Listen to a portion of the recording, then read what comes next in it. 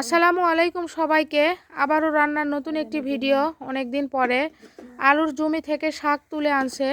শাক, পেঁয়াজ কলি, আলু বেশি করে রসুন পেঁয়াজ দিয়ে ভর্তা করবে, সেটা মশলা দিয়ে নিচ্ছে। আর ওই পাশে তরকারি উঠাই দিছে, মানে আরেকটা তরকারি হবে। আরেকটা চুলার পাড়ের চিত্র দেখায়, দেখেন 3 চুলায় এই পাশে রান্না হচ্ছে। মাছ ভেজে নিবে। আর যে তাওয়াটা তুলে দিছে মানে মাছ ভাজার জন্য, এটা গ্রামে মানে আগে এটা বেশি হতো দেখতাম ছোটোবেলায়।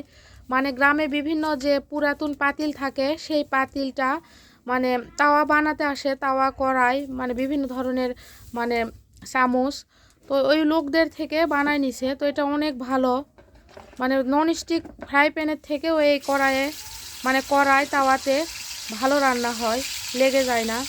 তো মাছ ভাজি অনেক সুন্দর হয়, মাছ ভাজি, ডিম ভাজি, সব ধরনের ভাজি। গ্রামে দাদি নাতনির কত সুন্দর দৃশ্য দেখেন। এই যে দাদি মানে মোবাইলটা নিয়ে মানে চুরি করে বাইরে যাবে, তো নাতনি সেটা বুঝতে পারছে, আগে থেকে হাত মানে উপরে উঠে আসে, কোলে উঠে বাইরে যাবে। আর এ পাশে যে বৌমা শাক ভালো করে মেখে নিচ্ছে। এটা কি করবা, চচ্চড়ি রান্না করবা? মাছ দিয়ে চচ্চড়ি রান্না করবে। মানে এটা পালং শাক, আলু। এ পাশে ভাতের চাল ধুয়ে উঠাই দিছে 3 চুলায়। আর এ পাশে কি দেখি,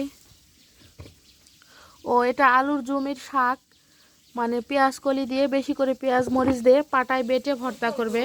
তো গ্রামে 3 চুলায় রান্না হয় বেশি, 3 চুলা। এই পাশে 1 চুলা। ধান সেদ্ধ করার 4 চুলা। এই ছোট্ট একটা আলোক চুলা, এটা যেখানে সেখানে নিয়ে যাওয়া যায়। শাক মাখানো শেষ, এখন পানি দিয়ে নিচ্ছে। কি কি রান্না আজকে তোমার? আজকে ভর্তা আর চচ্চড়ি। ভর্তা আর চচ্চড়ি রান্না করছে। অল্প পানি দিতে হয়। নতুন আলু, আবার নিজেদের ক্ষেতের শাক, তো বেশি পানি এমনিই লাগে না শাকে। তেল আবার দিয়ে নিবে।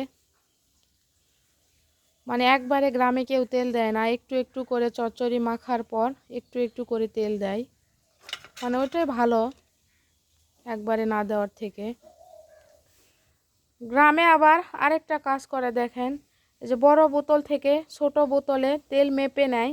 তো প্রতিটা তরকারিতেই মানে বোতলের মাপ অনুযায়ী তেল দিয়ে দেয়। এই যে দিয়ে দিল। আর এই যে মাটির চুলার পাড়ের মাটির দেওয়াল, মাটির গ্রাম বাংলার ঐতিহ্য, তো এখনও টিকে আছে গ্রামে। তো অবশ্য দিন দিন চুলার পাড়ও অনেকেই মানে ইট দিয়েই তৈরি করে চারপাশ।